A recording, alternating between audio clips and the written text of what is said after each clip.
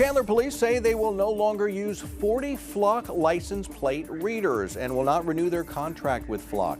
Department officials say a routine audit found an anomaly in how a member of the department used the Flock system, which could not be explained through standard police action. Right now, they're trying to figure out whether the system was used inappropriately, and if so, what discipline may be required. It's important to underscore the fact that our own accountability systems caught this anomaly, which demonstrates that our systems of accountability are working as intended. And though we are still very early in the investigation, we can say with certainty that nobody's privacy has been compromised as part of this potential misuse. The cameras themselves are owned by Flock, not the city, so it's on the company's timeline to take them down. In the meantime, the chief says all officers' access to the system has been restricted.